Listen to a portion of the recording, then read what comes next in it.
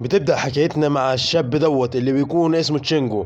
بيكون موظف غلبان وكحيان، بيصحى من النوم وبيكون متأخر جدا على شغله، وبيحضر الفطار بتاعه وبيكون لسه يسمي الله علشان يبدأ أكل. ومرة واحدة بيقفل عينيه، ومرة واحدة بيفتح عينه في مكان تاني ويقول ده أنا شكلي بحلم بقى. وبعدها بيتفاجئ إن بيكون في ناس كتيرة حواليه، وبعدها بيغمض عينه علشان يفوق من الحلم دوت. ولكن بعد ده كله مفيش أي حاجة بتحصل، ويتفاجئ إن أبوه بيقول له يلا أنت بتعمل إيه؟ عرف نفسك على الناس. وبيكون متوتر جدا ومش عارف حتى اسمه. وبعدها اخوه بيتدخل وبيعرف الناس على اسمه، وبعدها بنعرف ان بطلنا دوت بيكون اسمه فيل. المهم ان هو بيقعد مع اخوه واخوه بيشرح له كل حاجه، وبيقول له انت ما عرفتش تقول للناس على اسمك علشان انت بتكون متوتر جدا. وبعدها بيسال اخوه هو ايه اللي حصل هنا والناس دي كلها بتكون متجمعه عليه. فهو اخوه بيقول له هو انت فقدت الذاكره ولا ايه؟ وبيقول له ده فرح اخونا على البنت ديت.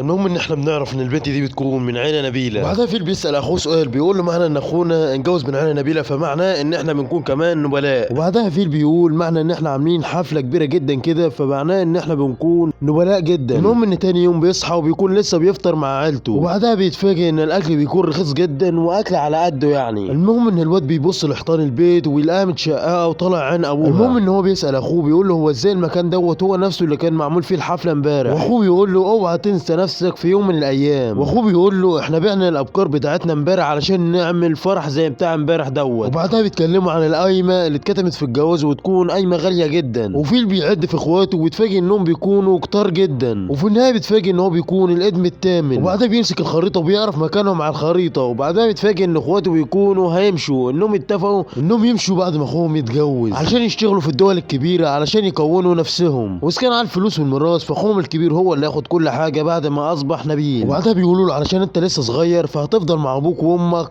لحد ما تكبر. المهم ان هم بعدها بيروحوا، وبعدها الام وفيل بيروحوا على البيت. المهم ان هو بينظف المكتبه في حاجه بتقع كده وبيقرا اللي عليها، بيكتشف ان دي بلوره بتكون سحريه واللي بتقدر تقيس قوه الشخص السحريه. فالموضوع بيشده جدا وبيبدا يقيس قوته، لكن ما بيكونش عنده قوه سحريه ولا اي حاجه. وبيقول انا عبيط ان انا صدقت ان انا بيكون عندي قوه سحريه. وقبل ما بيمشي البلوره بتتوهج، وده دليل ان هو بيكون عنده قوه سحريه. وبعدها بيقوم يدور على الكتب وما بيلاقيش اي كتاب ليه اي لازمه. المهم ان هو بيطلع للغابه ويبدا ان هو يستخدم قوته، لكن للاسف ما بيكونش عنده اي حاجه ولا بيقدر ان هو يستعملها. المهم ان الراجل دوت بيجي وبيقول اخيرا لقيتك ولقيت التلميذ بتاعي. المهم ان في بيبدا يدافع عن نفسه بالعصايه، فهو بياخد العصايه وبيرميها وبيقول له ان هو بيكون ساحر. فهو بيقول له ان السحرة بيكونوا نادرين جدا في المكان دوت. المهم ان في صخره بتقع على الوحش دوت، والوحش طبعا بيكون متعصب جدا. المهم ان فيل بيكون خايف جدا وبيقول للساحر هنعمل ايه دلوقتي؟ فبيقول له احنا هنواجهه. ففيل طبعا بيكون خايف جدا، وبعدها بيقول له انت رايح فين يا ابو الصحاب؟ هعلمك ازاي تستخدم قوتك. وبيبدا يعلمه وهو بيقول ايه اللي بيحصل دوت، هو دوت وقته يا جدعان. المهم ان هو بيستخدم اول تعويذه عليه، لكن للاسف ما بيتاثرش عليه، فالساحر هو بيقرر ان هو يقضي عليه بنفسه. وبعدها بيقول لفيل ان هو بيكون ساحر من المملكه،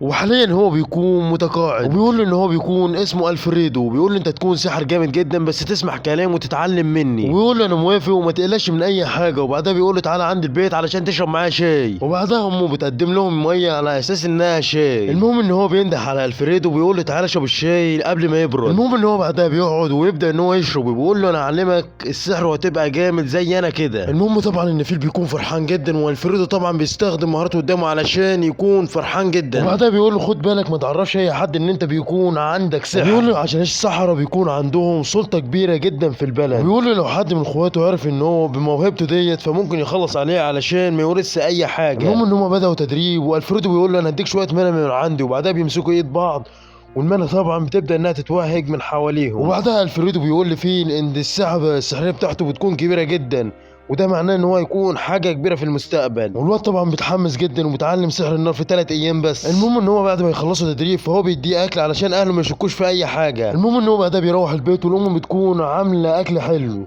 والكولا طبعا بيعترف بموهبة فيه. المهم ان اليوم بيكون على كده خلص، وتاني يوم الفريدو بيكون بيعلمه سحر الطيران. المهم ان هو بعدها بيشوف نسر بيكون طاير، وبعدها بيستخدم قوته علشان يصطاد النسر دوت، وبعدها بيوقعه، وبعدها بيكونوا ياكلوا. وفيل بيقول لالفريدو ان هو بيكون عاوز يستكشف الغابة، والفريدو بيقول له ان الغابة دي بتكون خطيرة جدا وفيها وحوش، اللي بيروح فيها يا اما بيموت يا اما ما بيلاقولوش اي اثر. وبعدها فيل بيقول له ان هو مش هيروح هناك خالص ولا هيقرب ناحيه هناك وحده. المهم ان فيل بيبدا ان هو يتدرب وقوته بتتحسن اول باول، واخوه طبعا بيكون قلقان جدا ليكون عنده قوه ويحكم المكان مكانه. وقوته دوت طبعا بيكون واحد حقودي جدا وممكن ان هو يخلص منه باي طريقه. المهم بعدها الفريدو بيقول له ايه رايك انك تكون مغامر، وهو بيقول له انا ما اعرفش اي حاجه عن المغامره ولا المغامرين، فهو بيقول له ان هو لما كان صغير كان مغامر. المهم ان فيل بالليل هو وعيلته كانوا بيتعشوا وكان فتح معاهم حوار ان هو هيكون مغامر. وهو يقول له هتكون مغامر بعد ما توصل لسن 12 سنه،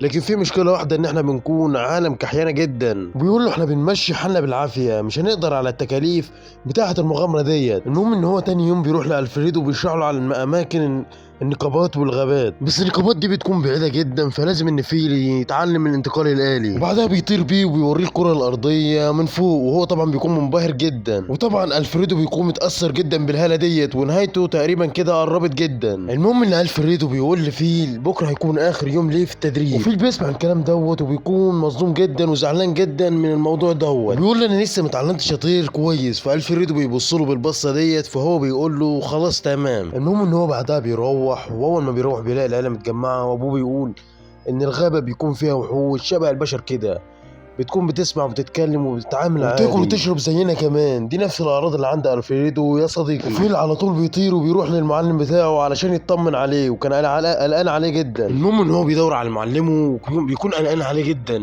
لحد ما بيلاقيه وبيقول له تعالى معايا يا معلمي وانا هعالجك. فهو بيقول له هتنقذني ازاي من نفسي. المهم ان الفريدو بيبدا يحكي له ان من 5 سنين كده ظهرت وحوش في المدينه واللي راح يقضي عليهم فهو كان انا. في النهايه اتهزمت، لكن حقد وكرهي حولني للهيئه دي. وبيقول له ان هو هيفضل عايش لحد ما يلاقي تلميذه، واخيرا لقاك انت يا فيل، علشان كده انا ماليش لازمه ان انا اعيش، وطلبي الاخير هو انك تخلص عليا. وفيل طبعا بيكون متعصب جدا وبيقول له مستحيل ان انا اعمل كده، فهو بيقول له لازم تقتلني قبل ما تحول لزومبي واقتلك انا. وهو بيقول له ده طلب الاول والاخير منك يا فيل، فهو بيحاول لكن هو بيكون متشتت جدا ومش عارف يعمل اي حاجه. المهم ان هو بيكون متشتت جدا ومش عارف يعمل اي حاجه وافتكر الذكريات، فهو بيقول له خلصني من معاناتي دي. المهم ان هو بيستخدم مساحه تطهير وبيطهره وبيكون خلاص على كده. والواد طبعا بيكون بيعيط جدا وزعلان على الاخر، لكن هو بيقرر ان هو يحقق حلم معلمه. وبعدها بيوصل لعمر ال 12 سنه وبيستعد للمغامره وبيكون هيمشي من المدينه. وبعدها بيروح للمدرسه وبيبدا ان هو يعرف على نفسه، لكن الناس اول ما بيعرفوا ان هو عمي فمحدش بيديله اي اهتمام وبيكون مكسوف جدا. وبعدها بيقعد ما بيرضاش يتكلم، فالاستاذ بيديهم ورقه كده علشان يتعاونوا مع بعض. المهم ان فيل ما بيكونش عارف يضم مين لفرقته او ينضم يعني الفريق مين. وبعدها بنشوف البنات دي وهي بتاكل وبتقول بتتكلم عن فيل وازاي هو جامد وقدر ان هو يوصل لهنا. بس صاحبهم دوت بيقول لهم ان فيل بيكون ذكي جدا وبيدور على الطلاب الكفاء ان هم يكونوا معاه في الفريق، علشان كده على طول بيكون لوحده، وعلشان كده هم لازم يثبتوا له قوتهم. طيب وشكرا لك يا بطل على التعليق الاسطوري دوت. طيب لو وصلت لحد هنا وعجبك الملخص ما تنساش تشترك في القناه وتفعل زر الجرس، ويلا سلام سلام سلام.